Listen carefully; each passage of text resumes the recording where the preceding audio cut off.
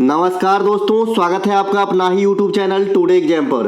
दोस्तों, जैसा कि उत्तर प्रदेश पुलिस और एसएससी जीडी के लिए जो जीके जीएस की सीरीज चलाई जा रही है, आज हमने इसका कोई भी पार्टिकुलर नाम नहीं दिया। इसका मतलब आप यूपी पुलिस वाले भी देखेंगे और एसएससी जीडी वाले भी देखेंगे। वैसे सिर्फ यहाँ पे लिख देता हूँ तो बच्चे देखता ही नहीं है। मैं बार बार बता रहा हूँ बंधु कि जो भी कंटेंट देता हूँ, वैसा तो नहीं कि मैं भर दिन वीडियो ही बनाता रहता हूँ। तो जो भी कंटेंट प्रोवाइड कराता हूँ उसे जरूर वॉच कीजिए। इसकी फायदा आपको एग्जाम में समझ में आएगी। अब एग्जाम का समय नजदीक आ गया है। जितना भी आपने पढ़ा बहुत पढ़ा।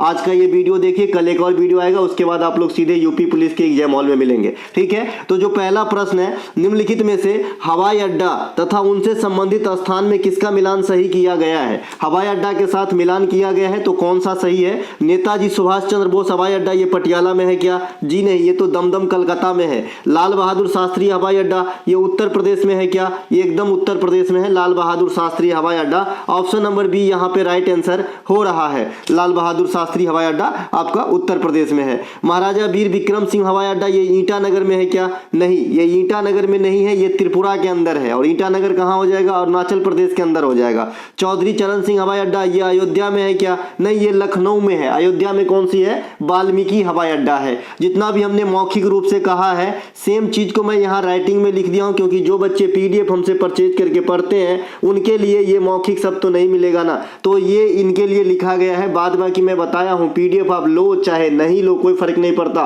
लेकिन अगर आपने पूरा वीडियो अटेंड किया है और एग्जाम दे के आओगे तो मैं आपको बता रहा हूँ 80% से ज्यादा क्वेश्चन में पढ़ाया हुआ किसी भी एग्जाम में मिला के दूंगा, बैंकिंग को छोड़ के। ये तो मैं पहले ही आपसे गारंटी ले रखा हूँ। ठीक है, तो ऐसा ही होगा, कोई डरने की जरूरत नहीं अगर आपने क्लास अटेंड करा है तो। नेताजी सुभाष चंद्र बोस हवाई अड्डा, ये कोलकाता के दमदम में है। नेताजी सुभाष चंद्र बोस राष्ट्रीय खेल संस्थान एक पटियाला में है, ये भी आपके एग्जाम में पूछा जाता है। नेताजी से जुड़ा हुआ चीज यहाँ पे देखेंगे। सुभाष चंद्र बोस आपदा प्रबंधन अवार्ड 2024 उत्तर प्रदेश को ही मिला है। किसे मिला है? 60 पैरासूट हॉस्पिटल को, है ना। इनके अलावा लाल बहादुर शास्त्री हवाई अड्डा, यह उत्तर प्रदेश के बनारस में स्थित है। लाल बहादुर शास्त्री जो है ये महात्मा गांधी के किस आंदोलन से जुड़े रहे थे? आप लोग मुझे कमेंट करेंगे। ठीक है, उत्तर प्रदेश के बनारस में, है ना। इसके धामे का स्तूप है। इसके अलावा जरी के कार्य भी होता है बनारस में। काशी विश्वनाथ मंदिर भी बनारस में। गंगा महोत्सव भी बनारस में। देव दिवाली भी बनारस में। ये सब बनारस की चीज है ना। बनारस की पान भी होती है। इसके अलावा महाराजा वीर विक्रम सिंह हवाई अड्डा, ये कहाँ पे है? ये अगर के अंदर है, जो त्रिपुरा में आएंगे। चौधरी चरण सिंह हवाई अड्डा, ये लखनऊ में आएंगे। चौधरी चरण सिंह का भी नाम भारत रत्न में है। अभी तक ये पूर्ण रूप से आप नहीं कह सकते कि किस किस को दिया गया। ठीक है, क्योंकि अभी और भी नाम आ रहे हैं, तो अभी यहां से क्वेश्चन नहीं पूछा जा रहा है आपसे। अगर पूछा भी जा रहा है तो लेटेस्ट वाला नहीं पूछा जा रहा है, पुराना पूछा जा रहा है। ठीक है, जिनमें सबसे ज्यादा बीजेपी के लोकप्रिय चेहरे और हम सब के लोकप्रिय नेता स्वर्गीय अटल बिहारी वाजपेयी साहब को 2015 में भारत रत्न दिया गया था, ये भी जानिएगा। 2014 में जो है सचिन तेंदुलकर को दिया गया था, एकमात्र क्रिकेटर, इन्हें भी जानिएगा। और पहला तो आप जानते ही हैं। और 2019 में जो लॉट में बल्क में मिले 3 आदमी को, ये भी आपको याद रखना है। वाल्मीकि हवाई अड्डा अयोध्या में स्थित है। इंदिरा गांधी अंतर्राष्ट्रीय हवाई अड्डा, यह दिल्ली में स्थित है। यह भारत की सबसे बड़ी अंतर्राष्ट्रीय स्तर के हवाई अड्डा है। ठीक है भाई। इसके अलावा निम्नलिखित में से कौन सा एक खिलाड़ी बॉक्सिंग से संबंधित नहीं है? जो बॉक्सिंग खेल से संबंधित नहीं है, ये आपको पहचानना है। ऑप्शन है लवलीना बोरगोहेन, दूती चंद, निखत जरीन, नीतू घनघस। इसमें से राइट आंसर होता है दूती चंद। दूती चंद इसलिए चर्च का विषय है, आपके एग्जाम में आने के लिए तैयार है, क्योंकि इन्हें डोपिंग टेस्ट में 4 साल का बैन किया गया है। तो आपको ध्यान रखना है कि दूती चंद किस खेल से संबंधित है। इनके कुछ रिकॉर्ड, जिन्होंने ये पदक वगैरह जीते हैं, इनके बारे में भी जानकारी रखना है। तो आइए दूती चंद के बारे में जानते हैं। दूती चंद भारतीय महिला धावक हैं, है ना। 2018 में जो एशियाई गेम जकार्ता इंडोनेशिया के अंदर हुआ था, 2022 वाला 2023 में चाइना के अंदर कराया गया है। और यही एशियाई गेम 4 साल के बाद फिर से 2026 में होगी, तो ये आपका जापान के अंदर होगी। तो अगला इवेंट भी आपको ध्यान रखना है। ठीक है, तो वहां पे ये जो है दूती चंद, इन्होंने 100 मीटर में आपको रजत दिलाया था, इंडिया को रजत दिलाया था। ठीक है भाई, तो ये धावक हैं, न कि बॉक्सर हैं। इनके अलावा दूती चंद को डोपिंग टेस्ट में 4 साल के लिए बैन किया गया है, इसीलिए यह चर्च की विषय है।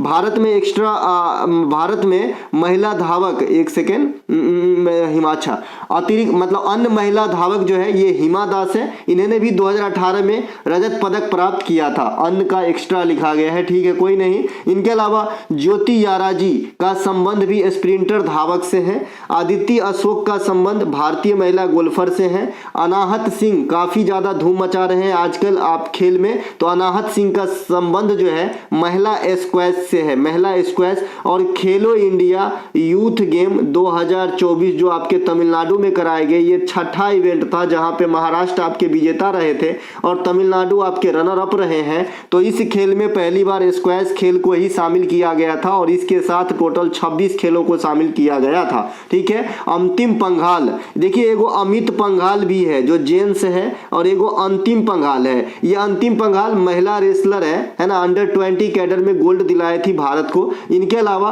अनु रानी, ये भारतीय महिला स्टार जेवलिन थ्रोअर हैं। जैसे आप नीरज चोपड़ा को पुरुष में जानते हो है ना, गोल्डन बॉय को, उसी प्रकार से अनु रानी को आप उतने ही महत्व के समझ सकते हैं महिला में, ठीक है भाई। इनके अलावा निम्नलिखित में से दिए गए संस्थाओं तथा उनमें अध्यक्ष किए जाने वाले अधिकारियों में किसका मिलान सही है? तो आपको मिलान सही पहचानना है कि संस्था में कौन अध्यक्षता करते हैं उनके आधार पे। तो जीएसटी परिषद में क्या प्रधानमंत्री अध्यक्षता करते हैं? बिल्कुल नहीं करते हैं। नीति आयोग में वित्त मंत्री करते हैं? नहीं करते हैं। विधि आयोग में राष्ट्रपति करते हैं? नहीं करते हैं। राज्यसभा में उपराष्ट्रपति करते हैं? बिल्कुल करते हैं। तो राज्यसभा का जो पदेन सभापति होते हैं ये कौन है भाई? तो ये है आपका है ना उपराष्ट्रपति, वाइस प्रेसिडेंट। तो इन्हें ध्यान रखेंगे। वर्तमान में वाइस प्रेसिडेंट जो है ये जगदीप धनखड़ साहब हैं और इनका क्रमांक ही हमेशा पूछा जाएगा उपराष्ट्रपति, राष्ट्रपति, प्रधानमंत्री का। तो ये 14वें क्रमांक के हैं, ठीक है भाई।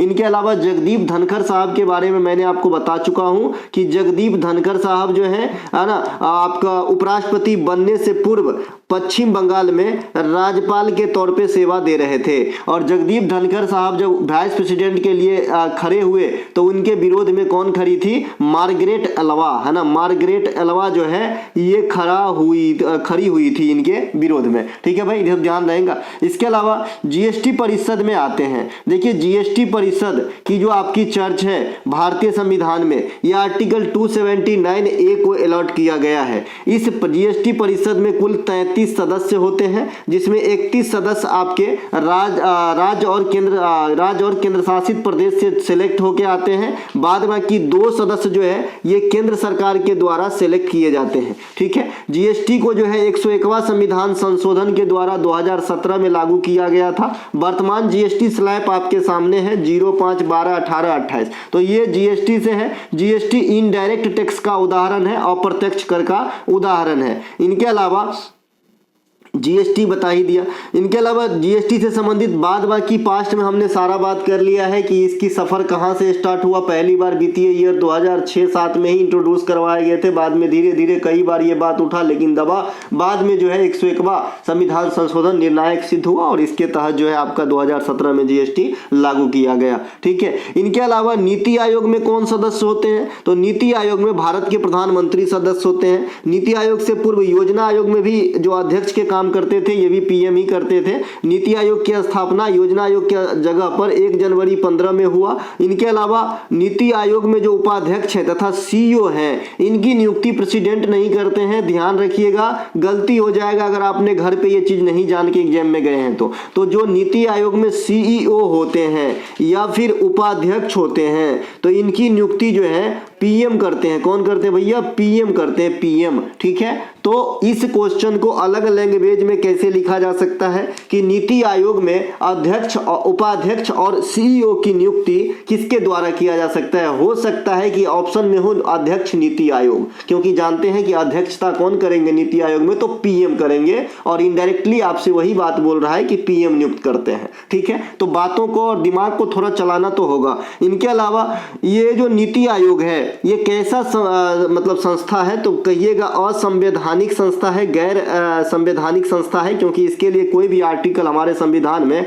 अलॉट नहीं किए गए हैं। इनके अलावा जो प्रथम नीति आयोग का गठन हुआ था वहां पे उपाध्यक्ष अरविंद पनघड़िया थे, सीईओ सिंधु श्री खुल्लर मैडम एकमात्र महिला। इनके अलावा वर्तमान उपाध्यक्ष सुमन कुमार बेरी है और सीईओ बीवीआर सुब्रमण्यम है। ये जो आप देख रहे हैं अरविंद पनघड़िया साहब, ये अरविंद पनघड़िया साहब 16वें वित्त आयोग में अध्यक्ष हैं, है ना। 16वें जो फाइनेंस कमीशन है उसमें अध्यक्ष के तौर पे चुने गए हैं अरविंद पनघड़िया। ये भी क्वेश्चन आपके आएंगे। और आर्टिकल 280 के अनुसार वित्त आयोग का गठन राष्ट्रपति 5 ईयर के लिए करते हैं, प्रेसिडेंट 5 ईयर के लिए करते हैं। और राज्यों में राज्य वित्त आयोग का गठन जो है ये आर्टिकल 243 आई है, और ये करते कौन है तो गवर्नर करते हैं, और ये भी 5 साल के लिए करते हैं। ठीक है भाई, दोनों बात ध्यान रखेंगे, है ना। भारत में विधि आयोग एक संस्था है, संवैधानिक निकाय है ये, ठीक है, सॉरी गैर संवैधानिक निकाय है, माफ कीजिएगा। इसके अलावा जो विधि आयोग का गठन आज़ादी के बाद हुआ था ये 1955 में हुआ था, और आज़ादी के पहले मैकेले के समय, मैकेले आप जानते हैं भारत में अंग्रेजी शिक्षा मैकेले के रपट से ही मतलब शुरू हुई ऐसा माना जाता है ना। इसीलिए भारत में लॉर्ड मैकेले को अंग्रेजी शिक्षा का जनक भी कहा जाता है। इन्होंने सबसे पहले विधि आयोग 1834-35 में निर्माण किया था और आजादी के बाद 55 में। तो इस विधि आयोग में अध्यक्षता कौन करते हैं, जो रिटायर्ड जज होते हैं। वर्तमान में 22वें नंबर के विधि आयोग हमारी चल रही है, जिसमें अध्यक्ष कौन है, ऋतुराज अवस्थी साहब हैं। इनके अलावा अर्थशास्त्र के क्षेत्र में ऑपरेशन ट्विस्ट का मतलब क्या है, देखिए ऑपरेशन ट्विस्ट का मतलब क्या है, ये अर्थशास्त्र के सेक्टर की टर्म है। और तो क्या होता है आपका ऑपरेशन ट्विस्ट, तो ये होता है अल्पकालीन प्रतिभूतियों को दीर्घकालीन प्रतिभूतियों में बदलना। क्या होता है कि जो आरबीआई है, अपने यहाँ आप जानते हैं प्रतिभूतियों की लेन देन कौन करेंगे, तो आरबीआई करेंगे। तो आरबीआई ज्यादा महत्व या फायदा देखते हुए क्या करते हैं, जो अल्पकालीन प्रतिभूतियां होता है उनको बेच करके उसी समय एट अ टाइम दीर्घकालीन प्रतिभूतियां जो है खुले बाजार नीति के तहत खरीद लेते हैं। तो उसे क्या कहा जाता है, उसे ऑपरेशन ट्विस्ट कहा जाता है। आई होप आप समझ गए, है ना। मान लीजिए कि आपके पास, है ना, एक मतलब ऐसा तो होता नहीं बैंक में, लेकिन समझने के लिए बता रहा हूं, आपके पास एक 5000 का एफडी है और एक 10,000 का एफडी है। कोई ऐसा सिस्टम है कि आप इसे बेच सकते हो, और ऐसा आपने कंपनी या फिर आपको बैंक ने ऐसा ऑफर दिया कि इसे बेच के आप इसकी जो है वैलिडिटी बढ़ा सकते हो। ये 5000 के बेच के ये 10 के का 17 के अगर आपको कर दे रहा है, 17 के जितना फायदा, तो आप ये कर रहे हो, उसी समय बेच दे रहे हो एक को और दूसरे का जो है वैलिडिटी या फिर उसकी इंपोर्टेंसी बढ़ा रहे हो। सेम काम को ऑपरेशन ट्विस्ट कहा जाता है। नाम से भी लग रहा है ट्विस्ट हो गया होगा कोई चीज में, ठीक है भाई, आप समझ गए हैं ना। इनके अलावा ऑपरेशन ट्विस्ट के अंतर्गत केंद्रीय बैंक दीर्घ अवधि की सरकारी ऋण पत्रों को खरीदने के लिए अल्पकालीन प्रतिभूतियों को बिक्री से जो इनकम होती है उनका उपयोग करता है। वही मैं बताया कि भाई जो अल्पकालीन है उसको बेच के दीर्घकालीन वाले में लगा दिया, ठीक है। भारत में प्रतिभूतियों की लेन देन कौन करते हैं, आरबीआई करते हैं, आरबीआई करेगा। अब आते हैं आरबीआई के बारे में थोड़ा सा गुणगान करते हैं। हमारा केंद्रीय बैंक है भाई, और ये काफी ज्यादा जो है हमें मतलब जो है क्वेश्चन लाता है एग्जाम के अंदर आरबीआई। तो आरबीआई की स्थापना 1935 में हुआ था, हिल्टन यंग आयोग के अनुसार किया गया था। इसका राष्ट्रीयकरण की बात करेंगे 1949 में किया गया था। मौद्रिक नीति बनाना, प्रतिभूतियों की लेन देन, नोट जारी करना, ये सभी आरबीआई के जो है प्रमुख कार्यों में शामिल है। इनके अलावा प्रतिभूतियों बेचने से क्या होती है और खरीदने से क्या होता है। देखिए प्रतिभूति की लेन देन से क्या होता है, जो तरलता होती है, ये तरलता हमारे और आपके अनुसार मत सोचिए कि जेब में पैसा है तो यानी मार्केट में करेंसी है तो बहुत ज्यादा तरलता है, करेंसी कम है तो तरलता घटती है। ये जो है आरबीआई नोट छापना बंद चालू करके भी नियंत्रित करते हैं। लेकिन ये जो प्रतिभूति वाला बाजार है ये आम आदमी पे लागू नहीं होता। ये आरबीआई के लिए मैं बता रहा हूं कि आरबीआई जो है अपनी तरलता को बैलेंस करने के लिए, है ना, ये क्या करते हैं, प्रतिभूतियों को खरीदते हैं, बेचते हैं। ज्यादा हो गया तो बेचते हैं, कम हो गया तो खरीदते हैं। समझ रहे हैं, समझना पड़ेगा। इनके अलावा रिजर्व बैंक ऑफ इंडिया के द्वारा सरकारी प्रतिभूतियों की बिक्री खरीद के माध्यम से मुद्रा आपूर्ति की स्थिति को भी बैलेंस करा जाता है। खुले बाजार संचालन, एक सेकंड, मुद्रा आपूर्ति की स्थिति को सामाजिक करने नहीं, समायोजित करने होगा। यहाँ पे बैलेंस शब्द यहाँ पे यूज कर कीजिएगा। बैलेंस किया जाता है आपका, है ना, प्रतिभूतियों के खरीद बिक्री के बाद, जो मैंने अभी आपको समझाया। इनके अलावा खुला बाजार क्या होता है, अब बहुत सारे बच्चे नहीं जानते होंगे। एक आपका बंद अर्थव्यवस्था भी आपके एग्जाम में पूछा जाता है कि बंद अर्थव्यवस्था क्या होता है ना। तो मैंने बताया बंद अर्थव्यवस्था क्या होता है, ऐसी अर्थव्यवस्था जिसमें न तो एक्सपोर्ट हो रहा है, न तो इंपोर्ट हो रहा है। तो ऐसी जो न तो किसी से लेना न देना, तो ये देश स्वतः गरीब हो जाते हैं, इसे बंद अर्थव्यवस्था वाला देश कहते हैं। जनरली ऐसा देश जब बैन लगाता है कोई बहुत बड़ा कांड के कारण तभी ऐसा होता है, नहीं तो ऐसा होता नहीं, आजकल के ज़माने में संभव भी नहीं है। खुला बाजार, खुला बाजार क्या होता है? यह रिजर्व बैंक ऑफ इंडिया का एक प्रकार का मौद्रिक नीति का उपकरण है जिससे धन की मात्रा को नियंत्रित किया जाता है। अब ये जो ऊपर में आपने ऑपरेशन ट्विस्ट देखा और जो क्रियाकलाप हो रहा था, छोटकू को बेच के बड़का खरीदना, ये कहाँ हो रहा था? इसी खुले बाजार नीति के तहत हो रहा था। इसीलिए इसका एक और नाम दे दिया गया कि खुला बाजार क्या होता है, तो आरबीआई को है ना धन की मात्रा को बैलेंस करना, समायोजित करना, नियंत्रित करना, है ना, उस पर रेगुलेट, निगरानी रखना सही से चल रहा है कि नहीं, तो ये सब एक प्रक्रिया है। इनके अलावा सभी प्रकार के नोट पे signature reserve bank of India की होगी, बशर्ते 1 रुपये की नोट जो है ये आपके वित्त सचिव भारत सरकार के द्वारा जो है साइन किए जाते हैं। भारत में नोटों की छपाई आपूर्ति करने के लिए 4 प्रिंटिंग प्रेस है मध्य प्रदेश में, है ना, मध्य प्रदेश के देवास में। बैंक नोट प्रेस ये आपका नासिक में हो जाएगा। मुद्रा नोट प्रेस, माफ कीजिएगा, मुद्रा नोट प्रेस नासिक में है और बैंक नोट प्रेस कहेगा तब देवास मारिएगा। और ये क्वेश्चन गलत कर देते हैं बच्चे, ठीक है, यहाँ पर मैंने भी गलत किया है, सॉरी, है ना। मध्य प्रदेश के देवास में पूछे तो बैंक नोट प्रेस होता है, ऑप्शन में मुद्रा नोट प्रेस भी लिखा रहता है, जैसा नाम है इसका स्पेशल वैसा ही आंसर देना है। तो देवास, मुद्रा नोट प्रेस नासिक, कर्नाटक के मैसूर में है और पश्चिम बंगाल के सलबोनी में है, ठीक है। मुख्यमंत्री भाग्य लक्ष्मी योजना किस राज्य में चलाया जाता है? देखिए, मुख्यमंत्री भाग्य लक्ष्मी योजना लेटेस्ट योजना है और उत्तर प्रदेश की योजना है। ये उत्तर प्रदेश में, है ना, बालिकाओं को जागरूक करने कहिए या फिर बालिकाओं को शिक्षित करने कहिए, उनका जीवन अच्छा करने के लिए कहिए, सभी चीज इस पे एप्लीकेबल होगा। ये उत्तर प्रदेश में चलाया जाता है भाग्य लक्ष्मी योजना। इस भाग्य लक्ष्मी योजना के तहत बालिकाओं को 2 लाख रुपए की रकम प्रदान की जाती है, लेकिन तुरंत ही नहीं प्रदान की जाती है। इसमें एक मतलब ढांचा बनाया गया है, 10वीं पास करना या 12वीं पास करना, उसके बाद इतने साल होने के बाद आपको 2 लाख रुपया दिया जाएगा। फिलहाल जब बालिका का जन्म होता है किसी गरीब परिवार, यानी मैं पहले कहा कि जो क्राइटेरिया को फॉलो करेगा वैसा नहीं कि सबको दे दिया जाएगा। अब अंबानी के फैमिली को मुंबई में कोई योजना है तो थोड़ी मिल जाएगा भाई, क्योंकि वो फॉलो ही नहीं करता, इतने अमीर है ना। तो भैया जो 2 लाख रुपए की आर्थिक सहायता दी जाएगी। तो इस योजना में जन्म के समय 50,000 रुपया दिया जाता है और जो माता बच्ची को जन्म दिया है उनको 5100 रुपए की जो है प्रोत्साहन राशि दी जाती है। लाडली लक्ष्मी योजना इसी प्रकार की योजना है, लेकिन ये बालिकाओं को हायर एजुकेशन के लिए प्रेरित करती है और ये मध्य प्रदेश में जब चुनाव नहीं हुआ था उससे पहले ही चलाया गया था। अभी तो चुनाव हो गया मध्य प्रदेश के अंदर। इनके अलावा उत्तर प्रदेश के अन्य योजनाओं में नंद बाबा दुग्ध मिशन योजना, ये दुग्ध के जो विक्रेता हैं उनको उचित दाम मिले, इनके लिए चलाया गया था। पंचामृत योजना,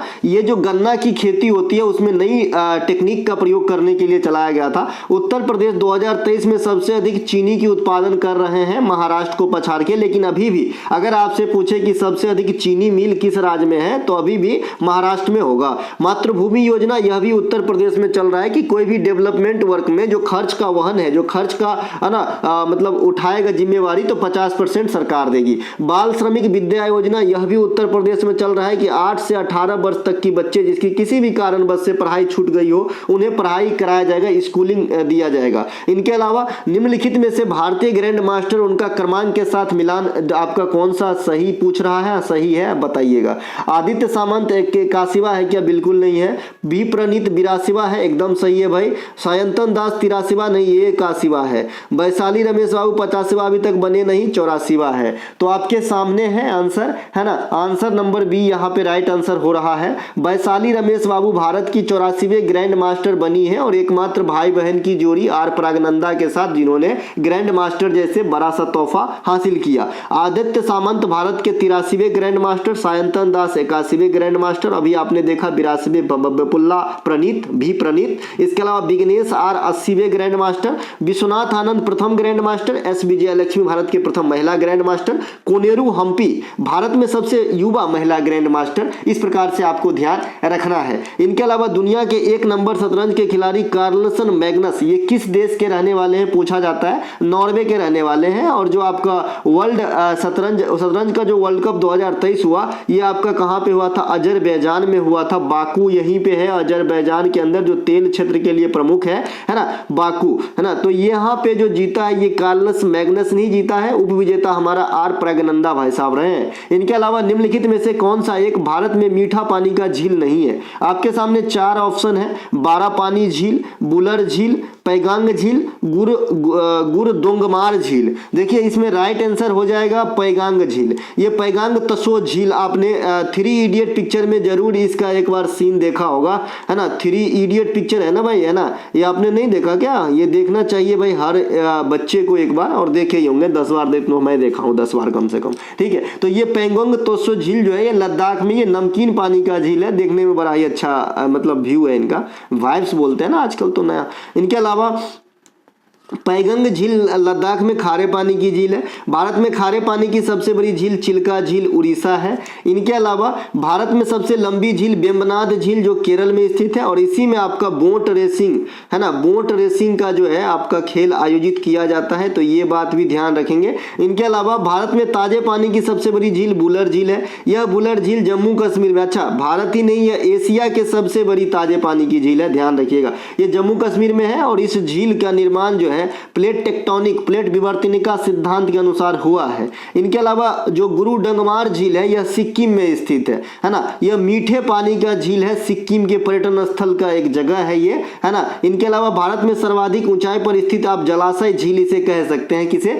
गुरुडंगमार झील को, है ना। यह कंचनजंगा रेंज में आते हैं। आप जानते हैं कंचनजंगा इंडिया का प्योरली सबसे ऊंचा चोटी और दुनिया का तीसरी सबसे अधिक ऊंची चोटी, जिसकी हाइट जो है 85-86 मीटर है ना, केटू के बाद और माउंट एवरेस्ट के बाद। इनके अलावा सिक्किम के अन्य झील में आएंगे तो सांगनमो झील, लम्हो झील, लम्फोखरी झील, इस प्रकार का नाम है। आप जानते हैं सिक्किम में ज्यादातर चीज का जो नाम है ये बौद्ध मत से प्रेरित है, तो इसीलिए ऐसा नाम रहता है। बारापानी झील मेघालय में स्थित है। यह मीठे पानी का झील है। इसे उमिया झील भी कहते हैं क्योंकि ये उमियांग नदी को काट के बनाया गया है, यानी मोड़ के बनाया गया है, ठीक है। उमियांग एक नदी है, इसी से निकाला गया है उमिया झील, जिसे हम बारापानी झील भी कहते हैं। लोकटक झील मणिपुर में है। यहीं पर आपको दुनिया का एकमात्र पल्लवित नेशनल पार्क कैबुल लैमजाओ मिलेगा। यह भी मीठे पानी का झील है ना। मैंने बताया था कि लोकटक और पुलिकट ये दोनों कंफ्यूजिंग पेयर का झील है। नाम से ऐसा लग रहा है दोनों भाई है, लेकिन एक सीधे पूर्व में और एक सीधे साउथ में स्थित है। पुलिकट आपका आंध्र प्रदेश और तमिलनाडु में है। महाराष्ट्र में बुल्ढाना लोनार झील, ये आपका जो आपका उल्का गिरता है ना, तो उल्का पिंड से निर्मित है। झीलों का अध्ययन हम लिम्नोलॉजी कहते हैं। वर्ष 2023 के लिए नोबेल पुरस्कार विजेता चिकित्सा के क्षेत्र में डू बीजमैन किस देश के रहने वाले हैं? देखिए केबीसी में यह क्वेश्चन इस प्रकार से पूछे गए हैं, इसीलिए आपके एग्जाम में इंपोर्टेंसी तो रखती है, ठीक है। और इसके बाद आपने देखा केबीसी के बाद जो दिल्ली पुलिस है वहां पे पूछा कि ये कार्लस मैग्नस किस देश के हैं, तो ये वाला प्रचलन में बन गया है ना, क्योंकि एग्जामिनर जो से क्वेश्चन सेट करते हैं वो भी तो टीवी देखता होगा भाई, है ना। इनके अलावा तो ये जो है आपका डू बीजमैन ये अमेरिका के रहने वाले हैं। कोविड के टीका पे जो है जो आरएनए से आधारित होती है उनकी खोज किया था इन्होंने। इनके अलावा वर्ष 2023 के लिए चिकित्सा के क्षेत्र में कैटलिन कैरिगो को भी नोबेल पुरस्कार दिया गया, यानी डुओ को दिया गया, 2 आदमी को दिया गया। एगो आपको जो है ना डू बीजमैन को, और एक आपका है ना कैटलिन कैरिगो को दिया गया। तो कैटलिन कैरिगो ये जो है हंगरी के रहने वाले हैं, हंगरी बुडापेस्ट के रहने वाले हैं। इनके अलावा नरगिस मोहम्मदी ये शांति के क्षेत्र में नोबेल पुरस्कार प्राप्त करी है। ये महिला ईरान के रहने वाली है। कल या परसों मैंने ये क्वेश्चन पूछा भी था, जिनमें आपका 3-4 बच्चे जवाब दिए हैं। एक तो ऋतु है, दूसरा इन बच्चे का मैं नाम ही भूल जाता हूं, हाँ रवि है एक, है ना, एक रवि है, एक ऋतु है, और भी बच्चे हैं, है ना। कुछ और बच्चे कंसस हो रहे हैं, जो कुछ भी पूछता हूं तो और ज्यादा एक्सप्लेन करके बताते हैं। बहुत ज्यादा खुशी होती है कि कम से कम ये टेक्निक आप सीख रहे हैं, लिंकिंग वाली। एक बार सीख लिए ना, किसी की जरूरत नहीं है आपको जो है इस क्षेत्र में पढ़ाई की, यानी जीके जीएस में, क्योंकि आपकी दिमाग ही खुद इतने चलने लगे, आप खुद ही क्वेश्चन सर्च करने लगोगे और आगे वाले समय में कैसा क्वेश्चन पूछेगा मेरे जैसे सोचने लगोगे, ठीक है। इनके अलावा क्लॉडिया गोल्डिन ये अर्थशास्त्र में नोबेल जीती है। एकमात्र सिंगल पर्सन को इस बार दिया गया, अमेरिकन है। ये बाजार में महिलाओं को जो आपका है ना श्रम बाजार जो होती है उसमें महिलाओं में जागरूकता फैलाने हेतु जॉन एफ हस्से ये नॉर्वे के रहने वाले हैं। साहित्य में नोबेल पुरस्कार 2023 से नवाजा गया है। ये आपके सामने नोबेल पुरस्कार वाले चेहरे दिख रहे होंगे, हालांकि धुंधला सा हो गया, ब्लैक एंड व्हाइट समझिए, क्योंकि आप ब्लैक एंड व्हाइट में पढ़ रहे हैं। तो हम सीधे आगे निकलते हैं क्योंकि सबके बारे में बता दिए। हालांकि नोबेल के बारे में थोड़ा सा फाउंडेशन डेजिग्नेशन समझ लीजिए। नोबेल पुरस्कार की शुरुआत 1901 में 5 सेक्टर में हुई। तत्पश्चात 1968 में घोषणा कर 1969 से जो है आपका इकोनॉमिक्स में छठा सेक्टर को जोड़ा गया। प्रथम भारतीय नोबेल पुरस्कार 1913 में रविंद्रनाथ टैगोर थे, है ना। इनके अलावा दूसरी भारतीय 1930 में CB रमन साहब फिजिक्स के क्षेत्र में बने थे, है ना। फिर हरगोविंद खुराना साहब आया चिकित्सा के क्षेत्र में। फिर चंद्रशेखर साहब 1983 में आए थे। उससे पहले 1979 में मदर टेरेसा, ये भी भारतीय नागरिकता है। अंतिम नोबेल जो भारत के खाते में आया ये 2019 में आया, अभिजीत बनर्जी इकोनॉमिक्स में पहला प्राइज जीतने वाला भारतीय नोबेलिस्ट ये अमर्त्य सेन है। तो इतना जानकारी आपके लिए काफी होगी। इनके अलावा प्रकाश की तीव्रता मापने के लिए किस मीटर का इस्तेमाल किया जाता है? लुईसी मीटर का इस्तेमाल हम प्रकाश की तीव्रता मापने के लिए करते हैं। प्रकाश की गति को सबसे पहले रोमर ने मापा था। उसी प्रकार से क्वेश्चन इससे मिलता जुलता है। टेस्ट क्रिकेट में सभी 10 विकेट किसने लिया था? तो जिम लेकर लिया था। मैं अपने पढ़ाई दिन की मेरी सबसे कंफ्यूजिंग क्वेश्चन ये था कि जिम लेकर और रोमर, ये भी रॉ दोनों में लास्ट में आता है, तो मेरे को बहुत कंफ्यूज करता था उस समय। अब नहीं करता है ना। अब तो बूढ़े हो गए हम, है ना। तो रोमर जो है ये प्रकाश की गति को सबसे पहले मापने का काम किया था। और जिम लेकर जो है टेस्ट क्रिकेट में एक पारी के सभी 10 विकेट लिए थे। दूसरा बने अपना जंबो यानी अनिल कुंबले, और तीसरा बने थे एजाज पटेल न्यूजीलैंड। तो अब तक 3 ही ऐसे क्रिकेटर हैं जो एक टेस्ट क्रिकेट के 10 विकेट चटका लिए एक पारी की। इनके अलावा प्रकाश अनुप्रस्थ तरंग का उदाहरण है और इसे गमन के लिए किसी भी मीडियम की आवश्यकता नहीं होती, इसीलिए इसकी निर्वात में वैल्यू जो है, चाल जो है, ये सबसे अधिक होता है। 3 × 10⁸ मीटर प्रति सेकेंड होती है। इनके अलावा पवन का वेग हम एनीमोमीटर से मापते हैं, जबकि हम अमीटर से विद्युत धारा को मापते हैं। अब विद्युत धारा को आप एम्पियर में डिनोट करते हो, एम्पियर का साइन ए होता है। और विद्युत धारा आप जब भी मापते हो तो किस में रखोगे? तो आप कहोगे भैया सीरीज में रखते हैं। और जब भी आप वोल्ट मापोगे तो क्या रखोगे भैया? पैरेलल में रखोगे। तभी जो आपके घर में इस प्रकार का सॉकेट होता है जहां पे बोर्ड में, है ना, तो ये तो आपका कोई काम का नहीं होता पैरामीटर लेने में, लेकिन है ये बड़ा काम का सर्किट को बचाए रखने के लिए। तो जब भी आप वोल्टेज मापते हो तो इन दोनों में लगाते हो मीटर का नीड। और करंट लेना हो तो फिर इसे सीरीज में लेना पड़ेगा। जैसे गांव घर में आप बैटरी चार्ज जब भाड़े से लोग कराता था तो आपने देखा होगा कि बैटरी को सीरीज में रख के चार्ज किया जाता था। ठीक है भाई। इनके अलावा अगला है हमारा कि पैरामीटर, फैदोमीटर है ये, अच्छा सॉरी पैरोमीटर है। इससे हाईली टेम्परेचर को मापते हैं। और बैरोमीटर से हम वायुमंडलीय दाब को मापते हैं। वायुमंडलीय दाब हमारे मौसम पूर्व अनुमान लगाने की सूचक भी होते हैं, जैसा कि आप जानते ही होंगे। इनके अलावा लैक्टोमीटर से दूध की शुद्धता मापते हैं और फैदोमीटर से समुद्र की गहराई मापते हैं। अमित घात्र किस शासक को कहा जाता था? बहुत ज्यादा क्वेश्चन ये पूछे जाते हैं, पता नहीं क्या मिलता है। बिंदुसार को कहा जाता था। बिंदुसार मौर्य वंश के दूसरे राजा हुए थे, क्योंकि चंद्रगुप्त मौर्य जो है ये मौर्य वंश के प्रथम शासक हुए, जिन्होंने चाणक्य या फिर विष्णुगुप्त के सहायता से या फिर कौटिल्य के सहायता से धनानंद को हरा के, यानी नंद वंश के आखिरी शासक को हरा के मौर्य वंश की स्थापना किए थे। धनानंद यानी मौर्य वंश के नंद वंश के प्रथम शासक पदम नंद थे, महापदम नंद। ठीक है भाई। ऐसा नाम हुआ करता था जैसे मानो कि देवता उतर आएंगे। ठीक है। और कर्म होते थे एकदम, लड़ाई झगड़ा सब चलता रहेगा। ये मतलब सत्ता के लिए तो हर युग में ही चलता रहा, आज भी चल रहा है, हर समय चलता ही रहेगा। ये तो भाई वो है। इनके अलावा जो ये आपका बिंदुसार है ये आपका अशोक के पिता है, यानी मौर्य वंश के 3rd शासक अशोक होंगे, है ना। अशोक को देवनाम प्रियदर्शी भी कहा जाता है, ये भी क्वेश्चन आता है। अशोक ने सांची का स्तूप, कलिंग युद्ध 261 में भाग लिए थे और बौद्ध धर्म को प्रचार प्रसार करने वाले बड़े पैमाने पे मौर्य सम्राट बने थे। अशोक शिलालेख का प्रचलन सबसे पहले अशोक के काल में हुआ था। इनके शिलालेख को पढ़ने का काम जो है जेम्स प्रिंसेप नामक आदमी ने किया था। इनके अलावा अजात शत्रु को कुनिक कहा जाता है। अजात शत्रु किस वंश के होंगे? तो ये हर्यक वंश के होंगे। अजात शत्रु के पिता बिंबिसार ये हर्यक वंश के संस्थापक थे। इस वंश को इतिहास में पितृहंता वंश कहा गया है, यानी अपने पिता को मार मार के जो है गद्दी पे बैठते थे। ये जो अजात शत्रु है इन्हीं के काल में प्रथम बौद्ध संगति राजगीर में हुआ था। दूसरा बौद्ध संगति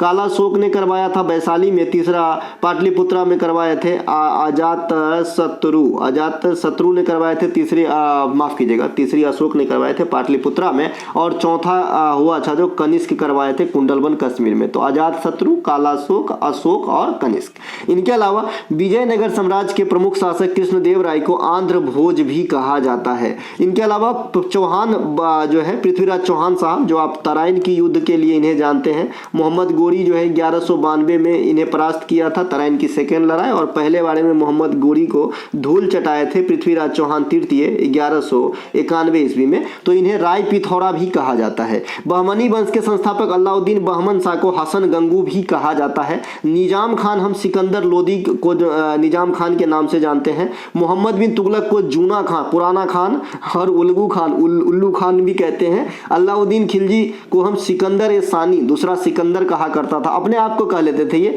अकबर को जलालुद्दीन, बाबर को जहीरुद्दीन, हुमायूं को नसरुद्दीन, जहांगीर को सलीम, शाहजहां को खुर्रम, शेरशाह सूरी को फरीद। यहाँ से भी क्वेश्चन एग्जाम में काफी आते हैं, तो आपको ध्यान रखना है ना। पढ़ा हुआ कभी बेकार नहीं जाता, ये बात मेरे से बेटर अभी आप नहीं समझेंगे, और जब आप यहाँ तक आ जाएंगे तो आप भी समझेंगे इस चीज को। इसके अलावा द इमोर्टल ऑफ मेलुहा के लेखक लेखिका कौन है? ये अमीश त्रिपाठी है ना। क्योंकि मैंने ऐसा फील किया एग्जाम के अंदर कि अगर मैं पढ़ा हूं तो मैं एग्जैक्ट आंसर नहीं जानता हूं तो मैं ऑप्शन छांट दूंगा, और यही मेरा फंडा रहता था जब मैं तैयारी करता था। और जीके जीएस में हर बार मुझे अच्छी पकड़ रहा। इसके अलावा मैथ भी अच्छा था, है ना। लेकिन आप जानते हैं कि अंग्रेजी जो है ये बिहारी बच्चा को ले डूबता है, अंग्रेजी, है ना। जब भी सबसे कम स्कोर हुआ किसी भी एग्जाम में तो सबसे कम वो रहा अंग्रेजी का, है ना। इसके अलावा द इमोर्टल ऑफ मेलुहा के लेखक लेखिका कौन है? अमीश त्रिपाठी, है ना। काफी बार पूछा जाता है ये क्वेश्चन। अमीश त्रिपाठी जो भी चूंकि राम लला का जो है प्राण प्रतिष्ठा हुआ है, तो रामचंद्र भगवान से जुड़े हुए बहुत सारे किताब इन्होंने लिखा है, आप यहाँ पे देखेंगे। अमित त्रिपाठी के अन्य पुस्तक में the secret of the Naga, ये भी धर्म रिचुअल वाली पुस्तक है। द ओथ ऑफ वायुपुत्र, ये भी उसी प्रकार का। राम स्क्योन ऑफ द इक्वाछू वंश का नाम है, रामचंद्र जी वहीं से बिलोंग करते हैं। सीता मिथिला वॉरियर, है ना, सीता मिथिला वॉरियर, सीता ना सही है, इसी प्रकार का किताब का नाम है, मिथिला वॉरियर ऑफ सीता। इस पर सीता ऑफ मिथिला वॉरियर ऐसा कुछ होगा, ये किताब का थोड़ा सा आधा अधूरा है ये किताब का नाम, लेकिन ऐसा ही नाम है। तो ये भी भगवान राम से जुड़े हुए कैरेक्टर सीता मैया के ऊपर है। तो आप समझ गए अमित त्रिपाठी की किताब है। मैंने आपको अमिताभ घोष की किताब पहचानने का तरीका बताया था। नेचर शब्द का जिक्र जरूर आता है। द हंग्री टाइड हो गया, द लिविंग माउंटेन हो गया, इस प्रकार से। अंबेडकर और मोदी नामक एक पुस्तक जो है अभी लेटेस्ट रिलीज हुआ है। इन पुस्तक के लेखक लेखिका में इलैया राजा।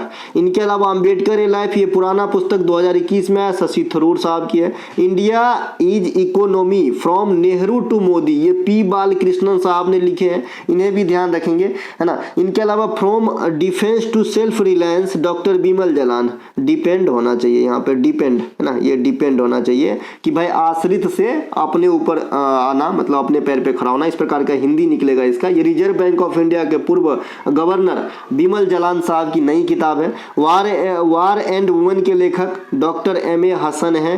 ए matter of high education in India, Anurag Behar की है ना। तो ये सब कुछ नए सीरीज की किताब मैं आपको आज दिखाया हूँ। इसके अलावा मैं M.M. नरवणे साहब का जो है 4 स्टार डेस्टिनी, ये जरूर ध्यान रखना है आपको, ये किताब एग्जाम में छपेगी जैसा मेरा मन कह रहा है।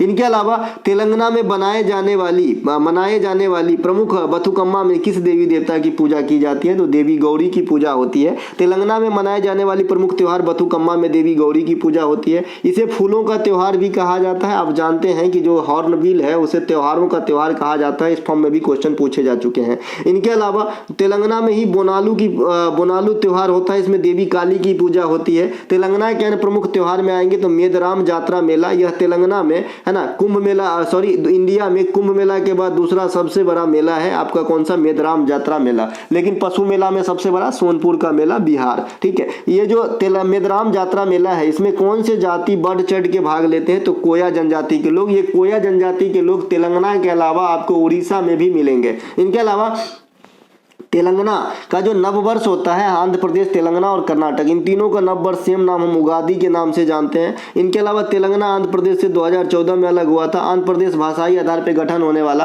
पहला भारतीय राज्य है। इनके माफ की, हाँ सही बात है, आंध्र प्रदेश पहला है। इनके अलावा राजस्थान में महिलाओं के द्वारा परफॉर्म की जाने वाली जो नृत्य घूमर होता है, यानी सिर्फ महिलाएं ही परफॉर्म करती है ये नृत्य, और गोल चक्कर में करती है, ये बात भी ध्यान रखेंगे। ऐसे, है ना, ऐसे नृत्य करती है गोल चक्कर में। तो इस नृत्य में जो है सबसे पहले देवी सरस्वती की पूजा की गई। कालांतर में देवी गौरी और भगवान शंकर की भी पूजा इस नृत्य में की जाती है। तो दोनों बात ध्यान रखेंगे, जैसा ऑप्शन आएगा ऐसा आंसर मारना है। अगर पूछे कि सबसे पहले किस देवी देवता की पूजा हुई इस नृत्य के माध्यम से, तो बताइएगा सरस्वती देवी की पूजा हुई, जो आज सरस्वती पूजा कल था, आज भसौन है। इनके अलावा यह नृत्य सर्वप्रथम भील जनजाति की महिलाओं ने शुरू की थी। बाद में धीरे धीरे राजस्थान में मीना समाज तथा आजकल जो है राजस्थान में गणगौर फेस्टिवल के उपलक्ष्य में ये लगभग हर समाज के द्वारा परफॉर्म किए जाते हैं, ठीक है। ठीक है भैया। इनके अलावा केरल में 10 दिन तक मनाया जाने वाली त्योहार जो है आपका ओणम, इस ओणम में जो है राजा बलि की पूजा की जाती है, राजा बलि। इनके अलावा बिहार में 4 दिवस तक चलने वाली सबसे लोकप्रिय आस्था का पर्व छठ, इसमें भगवान सूर्य की पूजा की जाती है।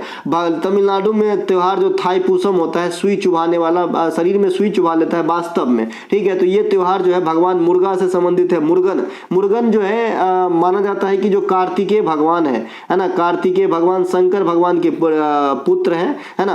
तो मतलब माने जाते हैं कि यही है मुर्गन भगवान। तो ये संगम काल में भी आप इसका जिक्र देखे होंगे। संगम काल में कौन, विजयनगर साम्राज्य वाला नहीं, एक और संगम काल मैं आपको बताया हूं पास्ट वाला, है ना, जो बीसी से लेके ईस्वी तक चला, 3 बीसी से 3 ईस्वी तक, जिसमें चोल, चेर और पांड्य वंश ने शासन किया था। तो उस संगम काल में भगवान मुर्गन को भी पूजा जाता था। असम के प्रमुख त्योहार अंबुबाची मेला, यह कहाँ पे होता है तो कामाख्या मंदिर परिसर में होता है। कामाख्या मंदिर आप शक्तिपीठ है, तो ये भी आप जानते ही होंगे। इसे पूर्व का कुंभ कहा जाता है। मकर संक्रांति के समय तमिलनाडु में मनाया जाने वाला त्योहार पोंगल, इसमें गाय की भी पूजा होती है और देवता सूर्य की भी पूजा होती है। मकर संक्रांति में खाली कहे किसकी पूजा तो सूर्य की पूजा। इसके अलावा प्रमुख क्लासिकल डांस जो मोहिनी अट्टम है, इसमें भगवान विष्णु की पूजा मोहिनी स्वरूप की, और जो मणिपुरी डांस है इसमें राधा कृष्ण की प्रेम प्रसंग को दर्शाया जाता है। वर्ष 2023 में एशियाई गेम में समापन समारोह के भारतीय ध्वजवाहक कौन थे, है ना। तो समापन समारोह में PR श्रेजेस, और जो शुरुआती समारोह था, है ना, स्टार्टिंग वाला, उसमें लवलीना बुरगोहन और हरमनप्रीत जो हॉकी के हैं, तो ये थे, ठीक है। और समापन वाले में PR श्रेजेस थे, है ना। मैंने जैसा कि बताया कि जो एशियाई गेम है इसकी शुरुआत 1951 दिल्ली से हुआ था। 2022 वाला 2023 में आपका करवाया गया कहाँ पे, चाइना के गुंजवाऊ, और 2026 में आपका होगा जापान के अंदर। इनके अलावा एशियाई खेल 2000 बता ही दिया यहाँ पे, यही चीज लिखा है कि बोरगोहन और हरमनप्रीत शुरुआती का था। एशियन गेम 2023 में सभी गोल्ड मेडलिस्ट और जो भी इंपोर्टेंट मेडल है, पहली बार जो मेडल जीते, इन सब के बारे में मैंने पहले ही आपको विस्तृत जानकारी दे चुका है, ये यहाँ पे लिखा गया है। इनके अलावा ये पदक तालिका है अपना चौथा स्थान है भैया 107 पदक के साथ। 107 में 28, 38 और 41 के रेशियो में है, स्वर्ण, रजत और ब्रॉन्ज। प्रायद्वीपीय भारत में निम्नलिखित में से किसकी उत्पादन के लिए आदर्श स्थिति उत्पन्न होती है। ऑप्शन है गन्ना, गेहूं, जूट, कपास। ऐसा नहीं है कि ये फसल जो है ऑप्शन में ये नहीं होते होंगे, लेकिन यहाँ पे आदर्श स्थिति पूछ रहा है तो सबसे अधिक आदर्श स्थिति इन चारों फसलों में कपास की बनेगी। क्यों बनेगी, क्योंकि आप जानते हैं कि जो पेनिनसुलर इंडिया है वो डेक्कन ट्रैप में पड़ता है, और डेक्कन ट्रैप जो है ये किस मिट्टी का बहुल क्षेत्र है, तो डेक्कन ट्रैप जो है ये आपका काली मिट्टी का बहुल क्षेत्र है। तो जहां पे काली मिट्टी वहां पे कपास, है ना। और कपास की जो खेती है इसकी प्रमाण सबसे पहले कहां पे मिला था, तो मिला था भाई हड़प्पा सभ्यता के काल में, ठीक है। डेक्कन ट्राइब का जो फैलाव है ज्यादातर पेनिनसुलर इंडिया में ये पोर्शन में है। इसके अलावा जो है इसके भाग कुछ मध्य प्रदेश वगैरह में भी, छत्तीसगढ़ के भी कुछ पार्ट में, तो ऐसा डेक्कन पठार की जो है फैलाव है, ठीक है। तो यहाँ पे आपकी काली मिट्टी मिलेगी। काली मिट्टी बहुल क्षेत्र महाराष्ट्र, गुजरात, ये सब में काली मिट्टी बहुल क्षेत्र है, ठीक है। और डेक्कन ट्राइब में जो भी आएगा वहां भी मिलेगा। तो इस हिसाब से इस क्वेश्चन का आंसर हम कपास लगाएंगे। इसके अलावा कपास की जो है अभी और भी रिकॉर्ड बने हैं कपास के लिहाज से, तो आपको देखना है कि कपास की खेती का प्रमाण सबसे पहले हड़प्पा काल में मिलती है। कपास भारत में खरीफ के फसल के अंतर्गत आते हैं। खरीफ, रबी और जायद की फसल क्या होती है, कई दफा समझा चुके हैं कि भाई खरीफ की फसल जो है बारिश आने पे स्टार्ट होती है, रबी की फसल जो है घनघोर ठंडा में बोई जाती है, और जो जायद फसल है ये आपका मतलब शुरुआती अप्रैल से शुरुआती जून तक के समय में उगाया जाता है, जैसे खरबूज, तरबूज, खीरा, ककड़ी, ये सब, है ना। इनके अलावा 2023 के आंकड़ों के मुताबिक कपास की सर्वाधिक उत्पादन करता देश अब भारत बन गया है ना। और दूसरा स्थान हो गया है चाइना का, और तीसरा स्थान है अमेरिका का। तो ये क्वेश्चन काफी इंपॉर्टेंट मुझे लग रहा है आपके एग्जाम में आएगा, क्योंकि कपास, बाजरा, इन दोनों पे ज्यादा ध्यान रहता है एग्जामिनर का, क्योंकि कभी गुजरात करे, कभी महाराष्ट्र करे, इस प्रकार से ये चलता रहता है, ठीक है। तो अभी जो है राज्य स्तर पे कपास के सबसे अधिक उत्पादन अब गुजरात में हो रहा है वर्तमान में। दूसरा स्थान महाराष्ट्र का, तीसरा स्थान तेलंगाना, फिर आंध्र प्रदेश और फिर राजस्थान है। तो ये 5 लार्जेस्ट कपास प्रोड्यूसर है, कॉटन प्रोड्यूसर स्टेट है इंडिया का। इसके अलावा उत्तर प्रदेश में प्रमुख खाद्य फसल गेहूं है ना। नकदी फसल वगैरह में आएगा तो गन्ना हो जाएगा। इसके अलावा जो इंडिया में सबसे अधिक फसल की उत्पादन कौन सी होती है, तो चावल की होती है। इंडिया में सबसे अधिक खाद्यान्न की उत्पादन चावल की होती है। अगर आप देखेंगे तो टन में सबसे ज्यादा चावल का रहता है। चावल का जो सबसे ज़्यादा उत्पादन होता है पश्चिम बंगाल के अंदर होता है। लॉजिस्टिक परफॉर्मेंस इंडेक्स 2023 में भारत की रैंक है 38वां। लॉजिस्टिक परफॉर्मेंस इंडेक्स जो है कौन जारी करता है, तो ये विश्व बैंक जारी करता है। 2023 में सिंगापुर को पहला और भारत को जो है 38वां स्थान दिया गया है। विश्व बैंक की स्थापना 1944-45 में, ये दोनों ईस्वी किस लिए लिखा है आप कई बार चर्चा में कर चुका हूं कि भाई ब्रेटन वुड्स सम्मेलन के आधार पर 44 में जो है फैसला लिया गया कि विश्व बैंक और IMF की स्थापना होगी, लेकिन ये फुल फ्लेज में काम करना स्टार्ट 45 से किया था। तो जैसा ऑप्शन वैसा आंसर मारना है, ठीक है। वर्तमान अध्यक्ष भारतीय मूल के अजय सिंह बंगा है। कौन से सम्मेलन पे हुआ था, ब्रेटन वुड्स सम्मेलन यहाँ पे लिखा गया है। इनके अलावा जो विश्व बैंक है ये वर्ल्ड डेवलपमेंट रिकॉर्ड भी जो है आपका जो है ये करता है, मतलब जारी करता है, विश्व विकास रिपोर्ट है ना। इनके अलावा वैश्विक नवाचार सूचकांक 2023 जो विश्व बौद्धिक संपदा यूपो है ना, इसके द्वारा जारी किया जाता है। इसमें 40वां रैंक दिया गया है भारत को। ग्लोबल हंगर इंडेक्स भूखा वाला 111। इसके अलावा ग्लोबल जेंडर गैप इंडेक्स में भारत का स्थान 127वां। इसके अलावा जो आपका विश्व प्रेस सूचकांक 2023 है 161वां है, ये बहुत लंबा है। इनके अलावा खुशहाली खुश रहने वाला भी आपका 126वां है, तो इसे भी ध्यान रखेंगे, खुश रहने वाला भी 126वां है, ठीक है। और जो और क्या छूट रहा है याद नहीं आ रहा है, एक इंपॉर्टेंट इंडेक्स तो छूट रहा है जैसा मेरा मन कर रहा है। इनके अलावा याद आएगा तो बता दूंगा। 126वां पे जोर डाल रहे हैं, कुछ इंपॉर्टेंट छूट रहा है। एलिफेंटा माउंटेन किस देश में स्थित है, तो एलिफेंटा माउंटेन जो है ये कंबोडिया में है। एलिफेंटा के अंकोर वाट को 8वां अजूबा माना गया है और शामिल किया गया है। इसके इटली का भी जो है तथ्यों को शामिल किया गया था, लेकिन उसको पछाड़ते हुए अंकोर वाट ने जीता है। एलिफेंटा पास श्रीलंका में स्थित है। एलिफेंटा की गुफा महाराष्ट्र में स्थित है, समुद्र में। साल्ट रेंज पर्वत यह पाकिस्तान में स्थित है। कंचनजंगा सिक्किम में स्थित है। माउंट एवरेस्ट नेपाल में स्थित है। माउंट पिद्रुगलमा ये श्रीलंका की सबसे ऊंची चोटी है। तो ये आसपास की चोटियां जिसे आपको ध्यान रखना है। निम्नलिखित में से किस शासक ने अपनी राजधानी कभी नहीं बदली, बहुत ही इंटरेस्टेड क्वेश्चन, बहुत कुछ सीखेंगे इसके अंदर से, ठीक है, क्योंकि राजधानी वाला परिवर्तन काफी बार एग्जाम में क्वेश्चन पूछे जाते हैं। ऑप्शन है हर्षवर्धन, ये तो बदले थे ना भाई कि उनको जो पैतृक राजधानी मिला था वो मिला था थानेश्वर, है ना। इनके बड़े भाई के गुजर जाने के बाद ये वर्धन वंश से थे, है ना। तो जो आपका हर्षवर्धन थे तो इन्होंने अपनी राजधानी कन्नौज को ले गया था, तो ये जो है आपका बदला गया था। मोहम्मद बिन तुगलक इन्होंने भी दौलताबाद ले गया था दिल्ली से। मुर्शिद कुली खान ये भी बदल दिया था, ढाका से उठा के ले आया था इधर। कुतुबुद्दीन ऐबक ये नहीं बदले, तो ऑप्शन नंबर डी यहाँ पे राइट आंसर हो जाएगा, ठीक है। ऑप्शन नंबर डी यहाँ पे राइट आंसर हो जाएगा। कुतुबुद्दीन ऐबक का जो है राजधानी बदलने से संपर्क नहीं रहा है, बाद बाकी सबका रहा है। वर्धन वंश के शासक हर्षवर्धन का आरंभिक राजधानी थानेश्वर फिर कन्नौज ट्रांसफर किया। हर्षवर्धन के काल में ह्वेनसांग भारत आए थे, जिन्होंने नालंदा विश्वविद्यालय में अध्ययन कर अपनी एक लेख लिखी जिसका नाम है सीयू की, ये पूछा जाता है।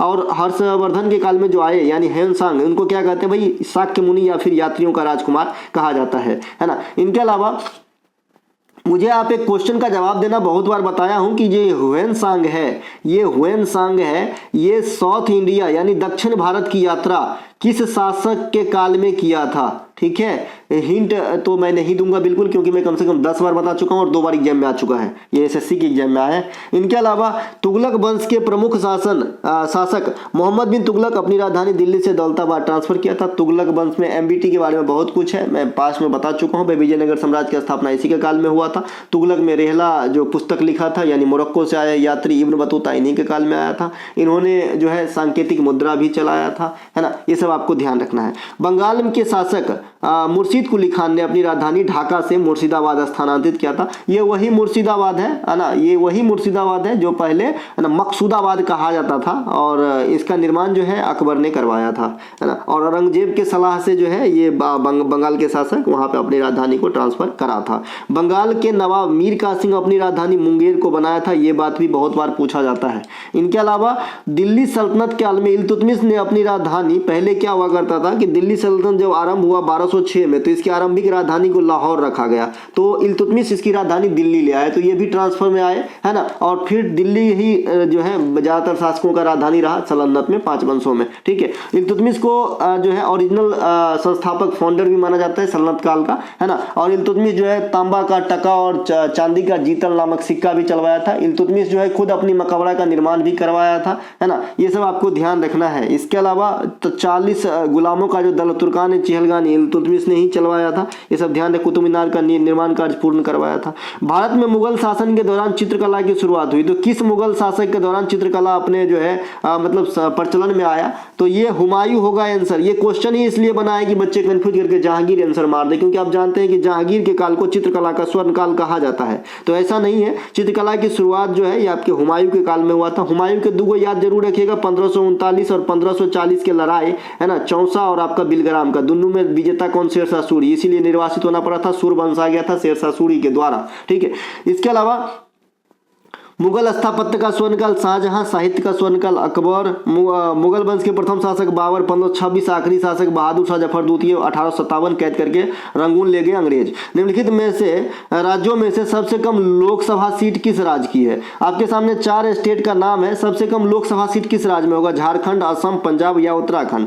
थोड़ा बहुत क्वेश्चन रिफाइन करके। ठीक है, तो ये झारखंड में जो है आपका लोकसभा सीट, असम, पंजाब, उत्तराखंड में मात्र 3 है, तो यहाँ पे डी नंबर आंसर हो जाएगा। उत्तराखंड में मात्र 3 है आपका राज्यसभा सीट। अच्छा, ये लोकसभा सीट हो ही नहीं सकता मेरे भाई, राज्यसभा होगा। हाँ, राज्यसभा होगा, यहाँ पे राज्यसभा होगा।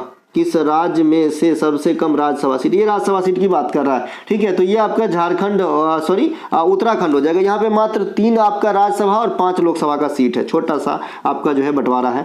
झारखंड में 7 राज्यसभा सीट और 14 लोकसभा सीट है। असम में 7 राज्यसभा सीट और 14 लोकसभा सीट है, यानी असम और झारखंड सेम भाई भाई।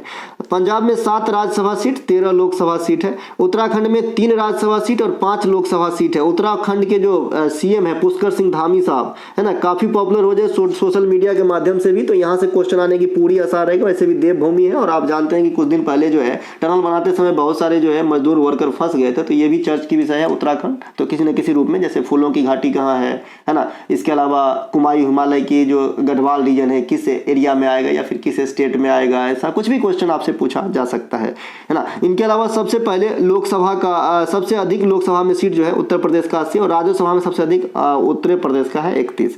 अब लोकसभा और राज्यसभा का थोड़ा सा यहाँ पे गुणगान है, आपको देखना है कि लोकसभा में अधिकतम 550 सीट, राज्यसभा में 250। 250 में कहाँ से आता है ना, 238 जो है ये आता है इलेक्ट होके और 12 राष्ट्रपति के द्वारा मनोनीत किए जाते हैं। राज्यसभा में और लोकसभा दोनों 1952 में जो है अपनी कार्य स्टार्ट करी, अस्तित्व में आया, क्योंकि 1951 से चुनाव स्टार्ट हुआ था, लेकिन 52 में जो है पहली बैठक होने लगी, है ना। लोकसभा को निम्न सदन या जनता का सदन कहा जाता है, राज्यसभा को अपर सदन कहा जाता है। लोकसभा में न्यूनतम उम्र की सीमा 25 वर्ष है, वहीं राज्यसभा में न्यूनतम उम्र की सीमा 30 वर्ष है। लोकसभा का कार्यकाल 5 वर्ष का, राज्यसभा का कार्यकाल परमानेंट होता है, अस्थायी होता है। लोकसभा के सदस्यों का कार्यकाल समान स्थिति में 5 वर्षों का, लेकिन राज्यसभा का कार्यकाल समान स्थिति में भी 6 वर्षों का। समान स्थिति कहने का मतलब है अगर सरकार नहीं गिरा तो 5 साल, सरकार 2 दिन में गिर गया तो लोकसभा खत्म। इनके अलावा एक अध्यक्ष होता है और एक उपाध्यक्ष होता है, कहाँ पे आपका लोकसभा के अंदर। जो कौन चुनते हैं, तो लोकसभा अपने सदस्यों में से ही चुन लेते हैं, जबकि राज्यसभा में अध्यक्ष कौन होते हैं, तो भारत के उपराष्ट्रपति होते हैं। मंत्रिपरिषद किसके प्रति जिम्मेदार होता है, तो अगर ऑप्शन में लोकसभा, राज्यसभा, संसद दिया गया है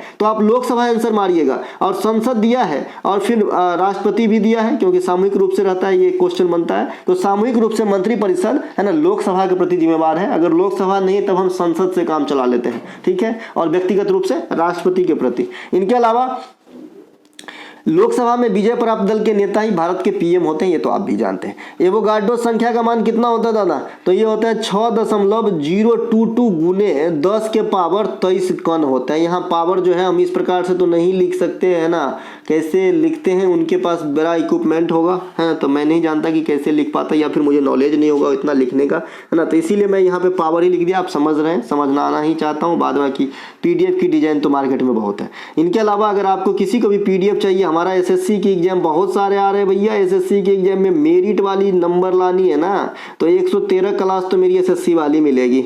उसके अलावा अगर आप 100 रुपये खर्च करते हैं ना, तो हम जो है 113 और हो गया आपका 60, यानी 173 क्लास की अगर आपने हमारी पीडीएफ देख लिया, एक क्लास में मिनिमम 25 क्वेश्चन पकड़ लीजिए, 25 को 6 से गुना कीजिए 150। मैं जानता हूं कि इसमें जो है ना 10 से 20% क्वेश्चन जो है मौखिक रूप से रिपीट होंगे, लेकिन ये आपकी फायदा नहीं करेगा, मतलब जहाँ तक फायदा ही करेगा, क्योंकि रिवीजन करवा देगा। तो अगर आप 100 रुपए की एक बुक खरीदेंगे मार्केट में, तो मुझे लगता है उस बुक से अगर 5 क्वेश्चन आ गया तो आप बहुत खुश होंगे, अरे भाई यही तो क्वेश्चन था, मिल गया 5 को। लेकिन मैं आपको गारंटी देता हूँ 100 रुपए की पीडीएफ आप हमसे खरीदिए, एग्जाम दे के आइए, 80% क्वेश्चन है ना उसी पीडीएफ से रहेगा। लेकिन एक शर्त है थोड़ा सा कि आप वीडियो भी वॉच कीजिए, जितना मैक्सिमम वॉच कर सकते हैं, क्योंकि जो मैं लिंक की क्वेश्चन बनाऊंगा वो गलती करने से आपको रोकेगा एग्जाम में। साथ ही साथ उसका अगर भाई भतीजा कुछ भी याद है ना तो आपको एग्जैक्ट आंसर याद आ जाएगा। ठीक है भाई, चलिए। तो यहाँ पे सामान्य ताप एवं दाब पर गैस के मोल का 1 मोल का आयतन कितना होता है? 22.4 लीटर। ये कुछ आंकड़ा देखेंगे हम।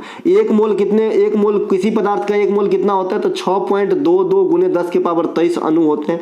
एक अशुद्ध शक्ति बराबर 746 वाट। अब जैसे मैंने कार्बन का बोला तो कार्बन लिख देना है, यहाँ पे कार्बन का इतना होगा 1 मोल में। ठीक है, तो इसीलिए पदार्थ लिखा है, किसी भी पदार्थ का 1 मोल की वैल्यू। इनके अलावा इलेक्ट्रॉन पर आवेश कितनी होती है? तो 1.6028 गुने 10 के पावर -19 कूलम्ब। और प्रोटॉन पे भी सेम चार्ज होता है, लेकिन इसके पीछे निगेटिव साइन लगी है, ऐसा मान लीजिए यहाँ पे ऋण आवेश में लिख दिया हूँ। प्रोटॉन पे भी सेम आंकड़ा होता है, लेकिन ये होती है पॉजिटिव चार्ज, प्लस के होते हैं। इसीलिए एक इलेक्ट्रॉन जाने से एक है ना, एक जो है -1 की आ जाती है चार्ज, और एक प्रोटॉन ग्रहण करने से +1 इफेक्ट आता है। इनके अलावा जब एक प्रकाश वर्ष 9.46 गुने 10 के पावर 12 किलोमीटर होता है, मीटर में बदलना चाहे 15 मीटर हो जाएगा।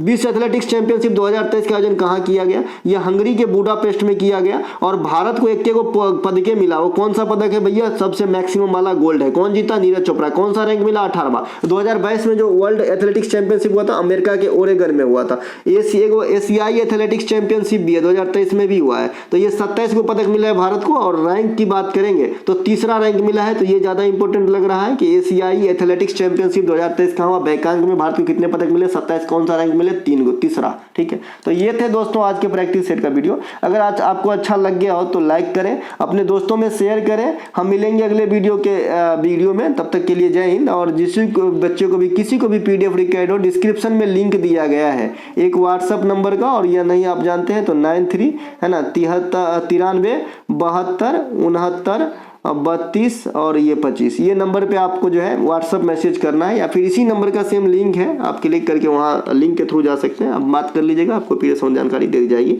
जय हिंद दोस्तों।